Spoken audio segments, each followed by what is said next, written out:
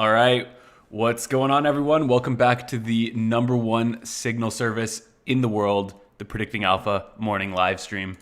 Hope everyone's having a good day so far, right? We're getting close to the end of the week here. Wanted to start off doing a couple of the reviews from trades that we looked at over the last couple days. Namely, we're going to be looking at GME and we're going to be taking a look at UAL just really quickly. But besides that, we have a couple of other trades that we're going to be breaking down today. Couple earnings, couple more bullish, high risk to reward trades, and also a new short vol opportunity that has come onto my radar, looking at ARKG. So we'll go through each of those, structure out what opportunities that we have there, and we will go from there. So if you have any questions as we go through this, feel free to ask. Keen, how's it going? It's good to see you. If you're new to trading, feel free to ask questions as we go. More than happy to break things down. Some of this stuff might seem a little bit foreign, complex maybe, but stick with it. I'm sure you'll get something out of it. Kyle, Daniel, Justin, Eric, Joey, Ernie, you already know it's good to see you guys. All right, let's hop into it. So the first thing that I wanted to talk about today is GME. So as you guys know, I have been super bearish on GME vol for quite some time now. It's just been way too high, right? Implied vol still sitting at 178. Realized vol was up there as well. And what I basically was saying is knowing how volatility moves, right? Knowing that volatility clusters and that volatility mean reverts. When we see implied or realized vol drop off for GME, we actually want to be entering a short vol position. A lot of retail people were hyping up this stock, leading me to believe that when we see that drop in realized vol, we actually wouldn't immediately see the drop in implied vol, allowing us a window to get in there, provide that liquidity that would eventually just melt away as the implied volatility fell off. And so we actually entered a position on this yesterday, just a small position on GME. We basically entered the March 19th Delta 45 strangle, so leaning a little bit to the downside, but that is actually here at the 45 strike. So this is the trade that we put on. But we put on this trade at a slightly different time than it looked slightly different when we first put it on. Okay, just give me one sec. There we go. That looks all right. So when we entered the position, it actually looked a little different. This was trading at 23 bucks. So we've actually come in here and we've made a decent little profit on this position so far. Now, question that Kyle, I believe you were asking in the group. Jordan and I were talking about it as well. When do we get out of this trade, right? It looks like things are looking good. GME's a pancake today, no movement whatsoever, right? We should see those implied vols come down. I would be looking to exit this around $20, right? We put it on at 23. I'd probably get out around $20. Eric, we put on the Delta 45, let me just pull it up here quickly. Which one was it? I believe it was the 45. Where is it here? Okay, yeah, it's changed a little bit. The 40, we put on the 45 straddle.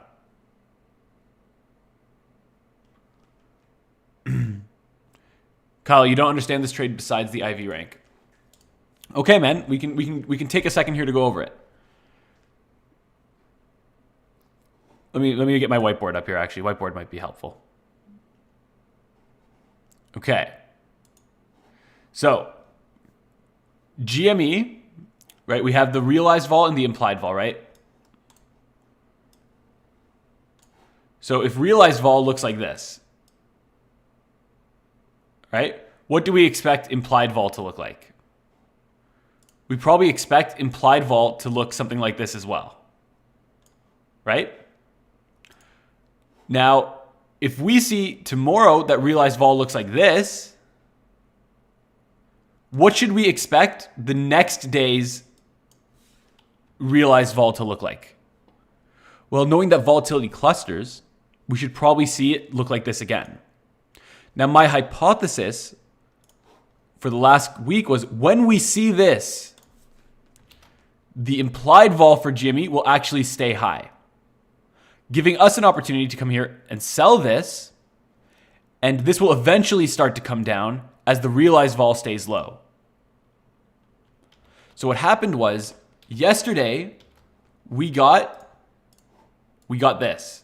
We had that drop in realized vol, right? The stock went from moving 10% a day, 15% a day, 20% a day to 1%. We had a 2% move yesterday. And that signaled to me, okay, you know what? Now that we had a 2% move, the likely move tomorrow, most likely be around 2% again. Implied vol was still through the roof. I sold this, and now the realized vol has stayed low, putting us in a spot where now this position is starting to print because the implied vol level is coming back down. Right, so that's really what this trade was all about. All right, let's see if we zoom in here on the implied vols.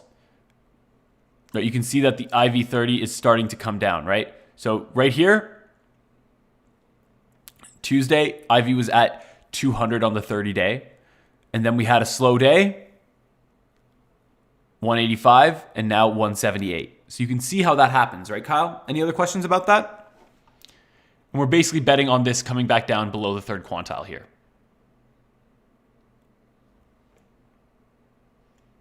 So that was a trade that we're actually still in this position, and we're going to be looking to exit it. We entered at $23. It's going for about $22 now, meaning we're up $1 per contract, and we're going to be looking to exit this when we're up a total of $3 per contract. Hopefully by the end of this week. We'll see if it bleeds into next week, though. So that was one trade that we were in. Now, another trade I want to quickly take a look at is UAL.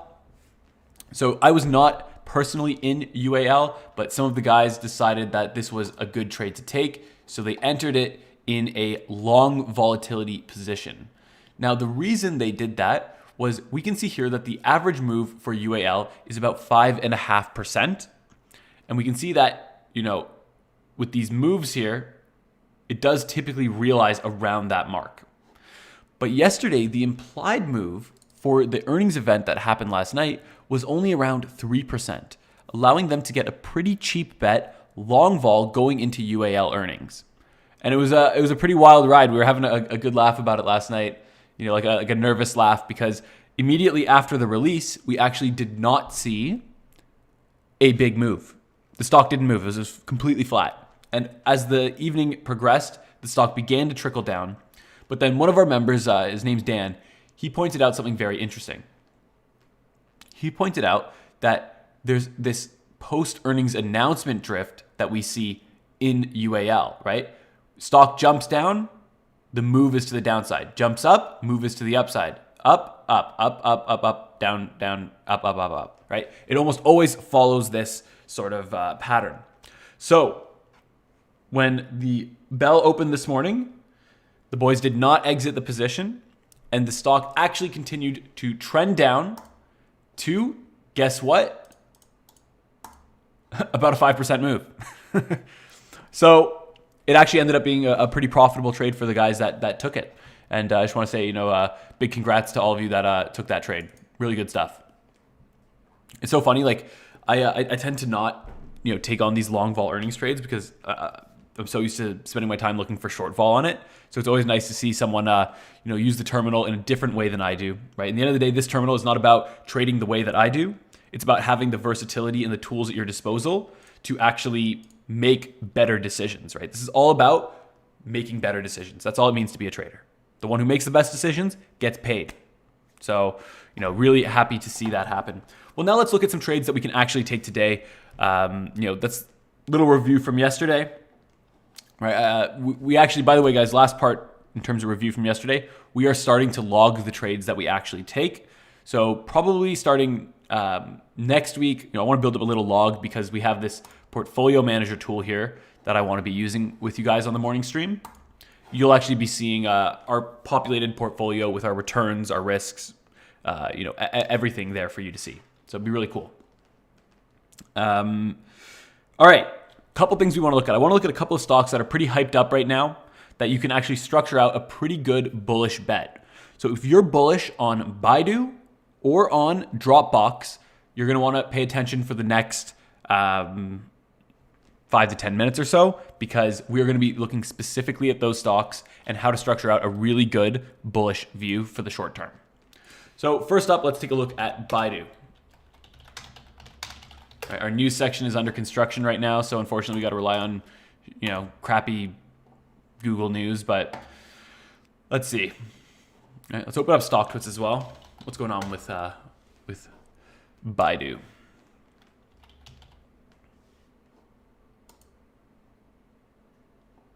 right, so if we take a look here, huge number of watchers, right?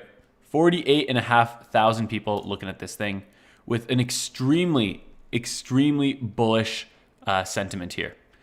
So Keen, Predicting Alpha does have a Discord, but it's a private Discord for members. We might be doing a free trial in the coming few weeks for the whole system, and if you would be interested in that, you can shoot me an email. I'll put my email down here. We're only gonna be doing maybe 50 of them, so shoot me an email if you wanted to reserve a spot on that.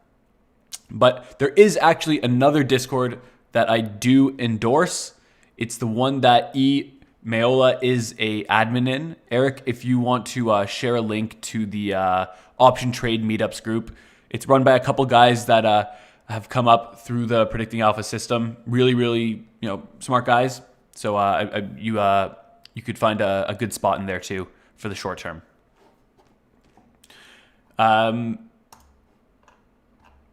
Let's see here. So yeah, we got a super bullish outlook here on Baidu. We, not really sure about what news. I honestly hate looking through Google News. So if anyone here is personally looking at Baidu, feel free to let me know. I really don't want to waste my time doing this. But we are going to come over here and take a look at the vol data, which is really what I am here to, to talk to you about, right? What is the vol telling us, right? What does the option chain look like? As option traders, it's like, that's the sauce, right? We need the qualitative side of things where we understand what's going on, but it's about how it impacts the market, right? The option chain is really what shows us what the market is thinking. So by looking at the data there, we can structure out the best trades to express our view and find opportunities that 99% of traders are unable to find, right? Almost all of these 48,000 people here aren't able to look at the market the way that we can here on this stream. So, let's dig into it. We can see there's not a huge difference between forecasts of future volatility and implied volatility from the market. Not a big difference there. But what is appealing about this stock right now? Well, what I'm finding pretty appealing is this, right? The level of volatility is really high, right? The level of implied vol is definitely up there. It's almost at the max, right? This vol cone shows us for different expirations, where is the current implied volatility, right? So this is basically the term structure here, right? If I go to term structure here and show you it, looks the exact same, right? Versus what the term structure, the maximum implied volatility of the term structure, the minimum, median, and then the first and third quantiles, which are, sort of the 25% and 75% line. And we can see that it's way up here at the top, right? So the other thing that I'm finding really interesting about it is these two things. One, option volume has been wild in recent times, right? You can see that the call volume is through the roof. One of these things that we're seeing with all these hype stocks is everybody's bullish, right? This call volume is just nuts. We're seeing a level of call volume here that is just unprecedented, right? Just absolutely insane. And then the last thing that we're seeing, the last factor that I'm going to be taking into consideration in this analysis is this skew here. If we look at the short dated skew, we can see that there is massive, massive call skew. And by taking advantage of this, we can structure out a bullish trade, right? A trade betting on the stock increasing in value that gives us a really good risk to reward. So let's go over to Thinkorswim, pull up the chain for Baidu, and we're going to go to the Jan 29s here and structure out what's called a 1-3-2 fly. A 1-3-2 fly is how we are going to take advantage of the the call skew, right? The level of implied vol and the call skew. That's how we're going to do it. So let's come here, see what the straddle's going for. It's going for about 20 bucks. Okay. So let's do this maybe. Buy, wait, come over here to the call side, click buy, unbalanced, butterfly, and we're doing that at the money. You can see here it structures this unbalanced fly where it's structured as a buy 1, sell 3 further out, and then buy 2 even further out. So we are going to structure the trade like this. 260, 280, and do I have a 290 strike here? 290. Let's have a look at this. All right, this looks okay. Maybe I can play with it a bit, you know, get a little bit of a better structure going on here. Maybe if we do, let's see, 275, 280, 2.5. What do you guys think about this? All right, cost us a little less to put on, get a similar risk to reward. Right, at expiration we look like this.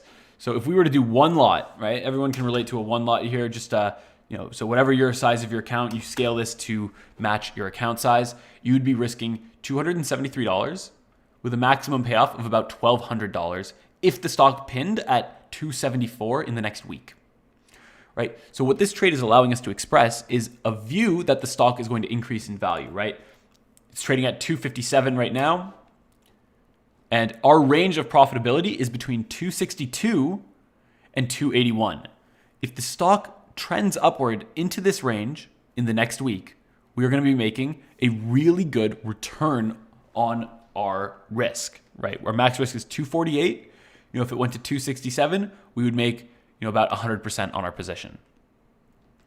And we have to remember, the reason we're able to do this is that we have an understanding of volatility, the option chain, and our product that you don't typically find in this space, right? We have an advantage because we can look beyond just the price chart. You know, we can put down the crayons. We can start looking at things from a real data-driven perspective to find ways to take advantage of what the market presents us, right? This is really what we need to be doing as traders here.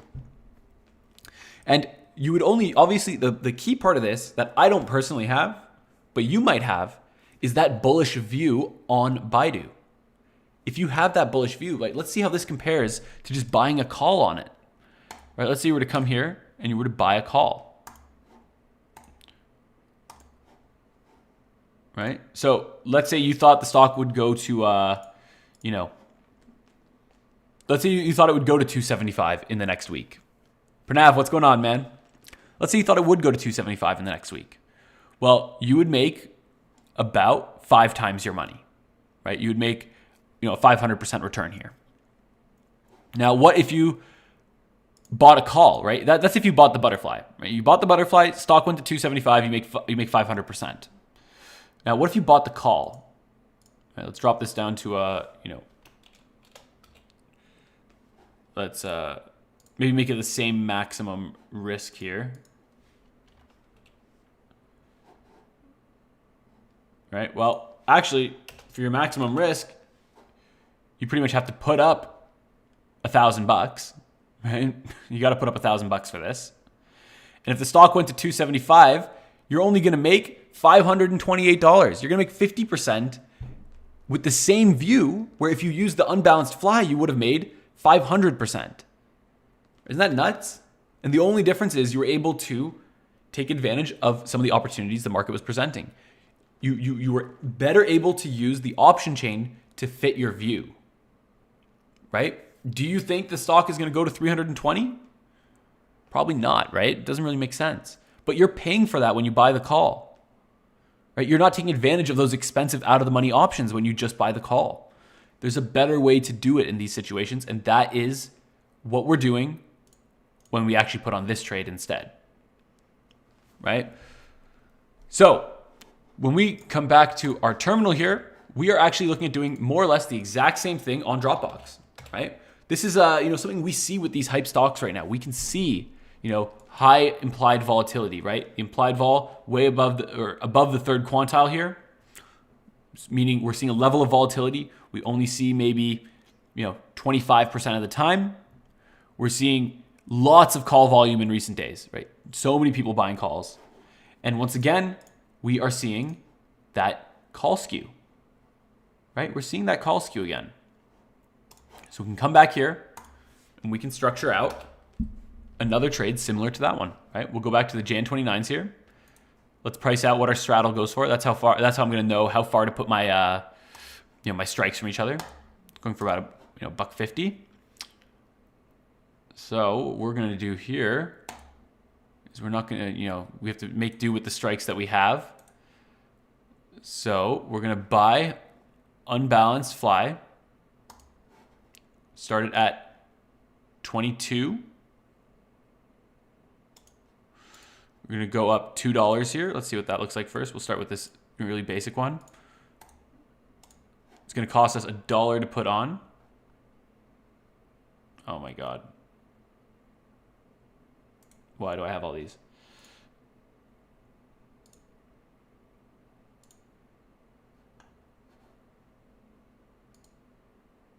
All right, 1 second here. Let's bring this back down.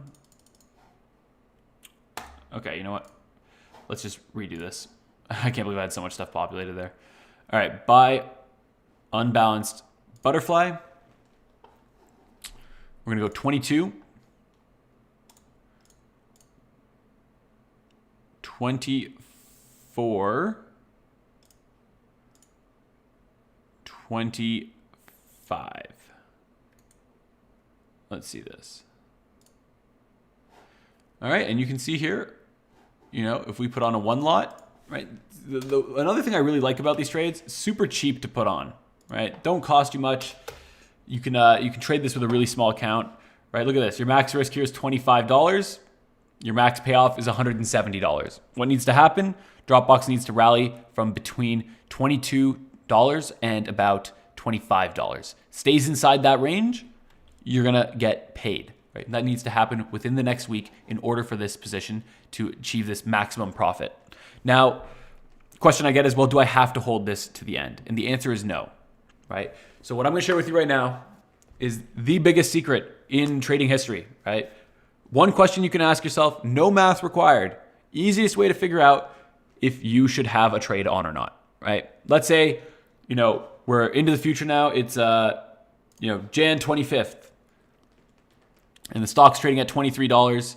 You're up a little over, you're up about 130, 140% on your position. And you're like, do I leave this position on? Do I take this position off? All right. Okay. You only need to ask yourself one question, and you will have a pretty clear idea of if you should be taking this trade off. If you didn't have this trade on, would you buy it today? If the answer is no, get out, because you have bought it today. You're in it. If the answer is yes, keep your position on. It actually can be that simple to make that decision. Just go with your gut on it. Ask yourself the question, if I didn't have this trade on today, would I get into this position that I have right now? And if you wouldn't get into it, then why are you in it? It's time to get out. That goes for cutting losses. That goes for taking profits. It's an excellent way to just, really think about it. Yeah, Eric has an experience like, he was in a 132 fly on Neo, I believe, and it was going great. And then in the last 2 days, it moved out of his body and it was expired worthless. But Eric, imagine you left that position early and then it pinned. All of a sudden you'd be thinking the opposite. You're like, I should have been there. Irving, thanks a lot, man. Yeah, it's time for the quick plug. Make sure to hit that like button and subscribe if you think this channel is bringing value to you. Seeing the likes and the, and the subscriptions, it really just signals to me that what I'm doing here is actually bringing value. And motivates me to keep showing up here every day for you guys, right? We do this 5 times a week at 10:30 a.m. Eastern Standard Time. So, also hit the notification bell so you don't actually miss one of these sessions. I share trades that I'm looking at. I review trades that I've already been on. I break down actual option concepts. There's a lot of different things you can expect from this show. And, it's your half-hour fix of quantitative option trading in the morning, right? And also, we are going to be looking at doing that free trial next week, right? The Predicting Alpha Academy, the Predicting Alpha Terminal, all of it is, it's $80 a month, but we are going to be doing a free trial pretty much for the people on this stream. I actually haven't shared it anywhere else. So if you want to participate in that, right, it's basically going to be, you come in for a week. If you don't like it, you cancel. There's no bill, nothing. It's just to get people exposed to what good trading can really look like, what having that kind of community, that kind of tools at your disposal can really do for you. Shoot me an email and I'll add you to the waitlist for it. So I'm going to type my email in the chat here. Right, you can ask, there's a lot of guys in here tuning into the show who are already PA members. I'm sure if you have questions, they'd be happy to tell you about their experience so far. So we have a couple more trades that we're going to look at today. Yeah, nice, Eric.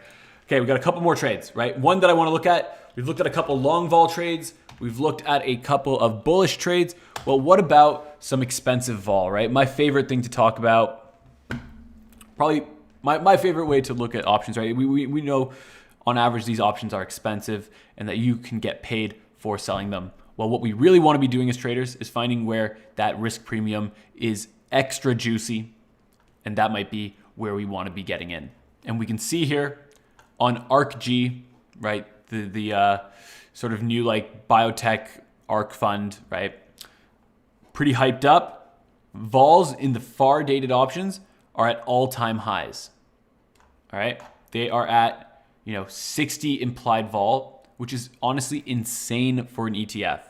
Right, absolutely nuts for an ETF. There's really nothing else to say there. It's just it's so expensive, right? For these further dated options, we're seeing a little bit of skew on both sides, a little bit of a smile, meaning there's risk to the upside and to the downside, which makes sense given the type of holdings that this thing probably has. Let's see. Let's go take a look at it quick. These companies here all have that, that risk to the upside and to the downside, right? So it makes sense that we would see in the ETF that they are, really making up this smile, right? It's crazy to see it in the far dated options as well. But what I would maybe be doing here, right? Vols are not zero, but they're not super high either, right? They have been high. But I'm expecting that we see this drop off a little bit more. And then I would be coming in here, maybe putting on something like this. Let's see. Well, we don't have we only have the monthlies here, eh? Okay. I would maybe be coming here and I would do something like this.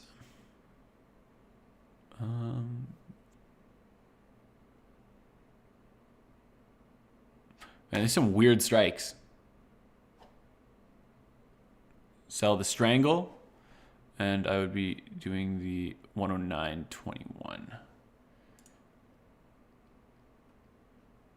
I actually can't believe how weird these strikes are. Maybe something like this. And let's see what a one lot looks like. Maybe something like this, right? You can see right now the stock is right here. We are delta neutral at inception. And the way that we're looking to get paid here, right? The reason we're trading the further dated options on this one is a couple of reasons. One, what we're really trading here, I don't know where this stock's going to go. I couldn't give a shit if this thing goes to, goes up a few percent or down a few percent. That's not really what I'm trying to capitalize on. What I'm really trying to make money on here is a couple of different things. Number one, the level of implied vol. The market right now is saying this thing is going to move more than it has ever before. And I'm thinking that eventually the market is going to say it's actually not going to move that much. The reason I think that is it's a characteristic of volatility known as mean reversion, right? So we talked about this before. One of the important characteristics of volatility is that in the long run, volatility looks like this. Which means when volatility goes high, it tends to come down. When volatility goes low, it tends to come up. And we end up with seeing it float around this medium level, this mean, as an average level of volatility, right? When it goes above it, it comes down. When it goes below it, it comes up. When we look here, we can see that here's the mean or the median, right? This is the median for the different strikes. We should see volatility on average somewhere around here. In fact, we should maybe see it float within this range a lot of the time. This is the range that we should typically see it within because this is the first quantile line. So this is the 25% line. This is the 75% line. So what that means is, if we draw those two lines, right? Let's say this is the third quantile line. And let's say this is the first quantile line. Well, if the volatility is up here, we see this only, less than 75% of the time. All right. If we see it in here, this is the range that we see, between here and here. This is what we see 50% of the time. And down here, we see this, so really, okay, here's the easiest way to think about it. All right, let's not talk about less than, more than. We see it up here 25% of the time. We see it in this range 50% of the time, and we see it down here 25% of the time. So seeing volatility in this range, pretty typical, right? And it makes sense that the median is somewhere in here as well. Oh, look at that rainbow line. That's kind of cool. And so, it'll make sense when I plot the median back on here, right? The median is right in between those two lines. Well, where is the current? It's way above it, right? So these further dated options, right? And if we put the max on, wow, these further dated ones are actually at the maximum.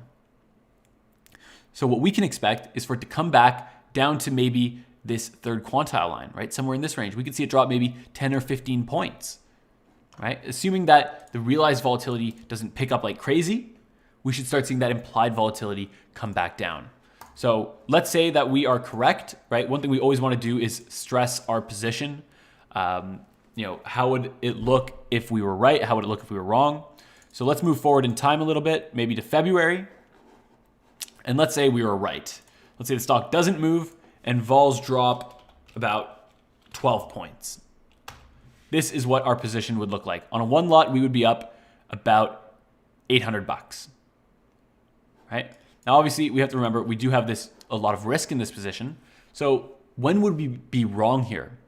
Well, maybe, worst case scenario would be realized vol picks up, implied vol goes up, and the stock trends.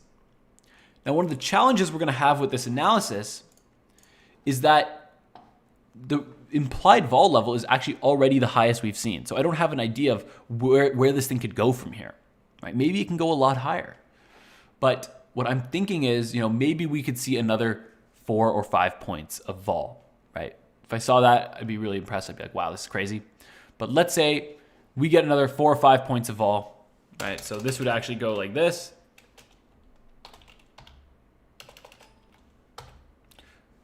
And let's say the stock went to, rallied up, right? What would be reasonable to think it could rally? Where would we be wrong? If we go back here, market's implying a 2.8% a day move. Let's say the thing goes up,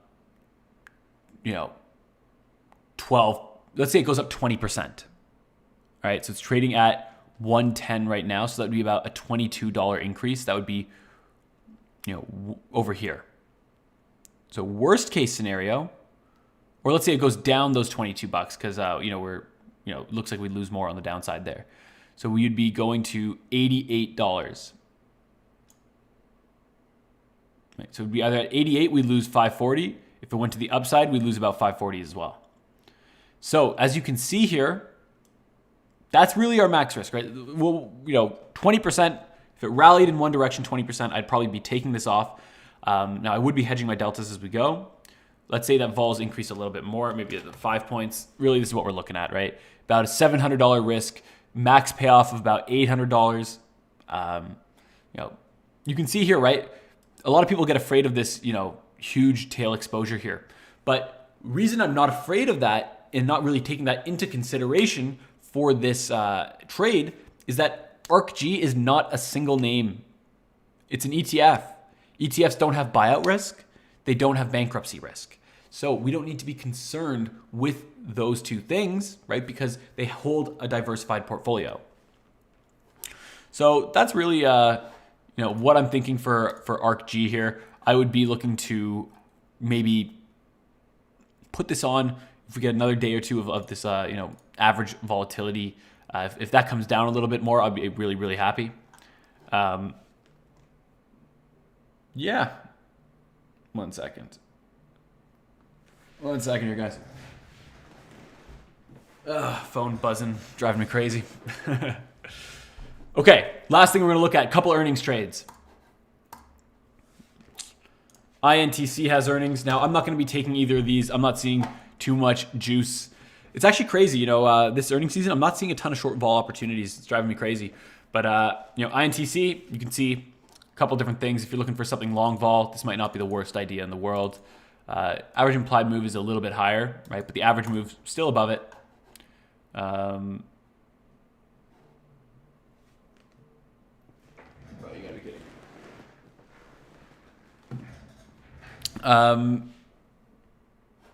INTC, you can see here, right? Implied move 5.59%, average move 6.82%, average implied move 4.75, right? So what we're seeing here is the market is saying it's going to move more than what it typically implies that it's going to move, but we still see it actually below the move that it actually realizes on average. And one way we can really see that is looking at this strategy P&L here, right? What this basically shows us is for each of the past earnings events over the last couple of years, how has this performed? Would buying volatility going into earnings be profitable? And when we plot this cumulative line on it, we can see that it actually would have done very well. You would have been up in the last 1, 2, 3, 4, 5, 6, 7, 8. In the last 12 earnings events, you would have been up 280% buying straddles going into them, right? Buying the calls, about break even. Buying the puts, a little bit very profitable actually. So we can use this information if you wanted to, have a bit of fun here, maybe make a bet. Let's see what we can do. If we come here, we can see that short dated, we have some of that call skew here. So you could maybe do that, right? If you wanted to take a directional bet, structure out one of those 1, 3, 2 flies on INTC. You could also just be buying volatility going into it. You could be doing a put vertical, something like that. Putting the sell at about $7, 7% down. Lots of different little ways you can structure a trade here. I personally won't be taking any of these. Nothing's really, tickling my fancy on this one. But if you, are one of those guys who likes to take that, long vol approach, right? Then this might be something worth keeping your eye on. Now, one other trade that we are going to take a look at right now for earnings tonight is IBM. Everybody's favorite stock to be buying vol on here. We can see that the implied move pretty much in line with what we usually see and pretty much in line with the average move, right? It looks like this is just slightly underpricing volatility going into these earnings events. And you can see that, buying vol, you would have done pretty well in the past, right? You would have done pretty well. We can see that, most of the time, the most frequent move is a down move of about 5%. So you could maybe be structuring out, Oh, sorry, I was looking at the puts there. The puts were printing. The straddle wasn't. My apologies. I was moving a little too quick for myself there. Straddle, you're about break even, but the puts have been doing pretty well. So what you could do, right, we can see, and it makes sense that we're then seeing the most frequent move is this down move here. So what we could maybe do, is come here to IBM, trade the, really short dated expiration. We should have some liquidity there.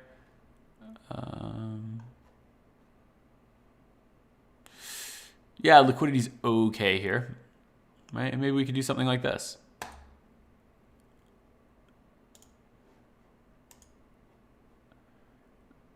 Let me think. If we drop that, you could do something like this maybe. Let's see. I got to go back in time here. I'm way off the mark. You could do something like this, right? little bit over a 1-to-1 risk reward. Stock goes down, you make money. We can see that most of the time, we do see that move to the downside. It is the most frequent move that we get. So, this wouldn't be a terrible idea at all. Right? Not something I'll be personally taking, but, if you were bearish on IBM, you could do it. Why not do a put fly? Let's take a look at it, Eric. Let's see what we get there. So Eric's saying, why don't we do a put fly? Good idea. Let's take a look. First up, let's price the straddle. Straddle's going for about $6. Cool. So let's come here to 131. Put side, we're going to buy an unbalanced put fly. And let's set up our strikes. So the first strike where we're buying is going to be a 131 put. Then we're going to go down $6. So that would be 125. And then we're going to go down another $3, so that would be at 122. Cost us $1.27 to put. Okay, Eric. Okay, I see you. Not a bad idea. But here's the thing, right? Do we want to cap our exposure to that big down move, right? If we think that, first of all, right, got to make this clear, Eric. You got to have that bearish look on IBM for earnings. Right? You got to get direction right, first and foremost. Okay, so that's already going to be challenging enough. Now, let's say our view on direction is correct. Well, from there, now we need to also ask ourselves, do we want to create this range of profitability for ourselves? Right? We're betting on, we're seeing here that it's typically overpriced, right? Let's say it does the average move, right, of about 5%. Well, then stock trading over here, we're expecting it to drop. How much would that be? Like $5, $6, $7? So we're actually expecting it to drop somewhere around here. Now, if it were to be worse, we basically lose. Right? There's not much room for error on this trade, which is one reason why I would maybe consider trying to get a good trade on with the vertical. A little bit more margin for error, right? We have an idea of how much it can move, but if there's any surprise, we could get the direction right, which is the part that we're really interested in, and still be on the wrong side of the trade. So one thing to keep in consideration when looking at doing the 132 fly over the vertical. So what we're going to do now is open the floor up for any questions that you might have for me. I'll be hanging around for another couple minutes here. It was a really good session today, though, guys. Just to recap, GME looking like a really good short vol trade, right? We're in that position now for one day. It's already starting to print. UAL was a really good long vol trade. I'm going to do a little more research into taking these long vol opportunities around earnings. Could be worth doing. I'm sure a few of the guys in the group are itching to take a few more of those too after the success today.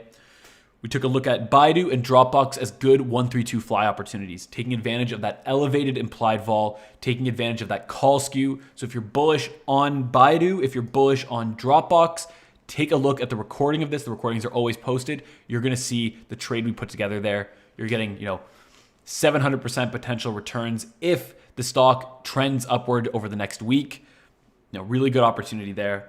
We took a look at ARKG for the short vol gang, right? Our Theta boys, I'm sure we got a few Theta gang in here. ARKG starting to shape up like a really good opportunity. And then we took a look at IBM and INTC earnings, right? Looking like okay long vol opportunities or directional opportunities. Nothing really there for me in particular, but hey, in the end of the day, this is a show for you, not for me. So that's going to really wrap it up for today. If we have no questions, quiet day from the group here. Usually we get a little more chit chat. Maybe it's because Pranav's not here. I don't know. But I just want to thank you all for coming out. Make sure to hit the like button. Please subscribe to the channel. It really helps me out. Lets me know that what I'm doing here actually brings some value to you guys. And the most important thing, we are going to be giving away some free trials for Predicting Alpha. 1 week trials where if you cancel by the end of the week, you don't get billed. Gives you an opportunity to come in. You'll have a one-on-one session with me. You'll get full access to the terminal. We have a couple of new features that are going to come out before that free trial. Try to make it really, really user-friendly and quick for you to pick up so it's high value. And you're actually going to get access to our community as well. So you'll get to see what really goes on behind the scenes I don't know how else to put it besides this is very different from anything else that's been in the trading space before, right? There's a reason why people pay $25,000 a year for Bloomberg. It's not because they get quicker news. It's because it gives them a level of insight that makes them the top decision makers in the game. And when you're in a competition, every decision counts. And in the long run, whoever is the better decision maker walks away with the money. So thanks a lot for everyone for tuning in. And we will see you on tomorrow's stream.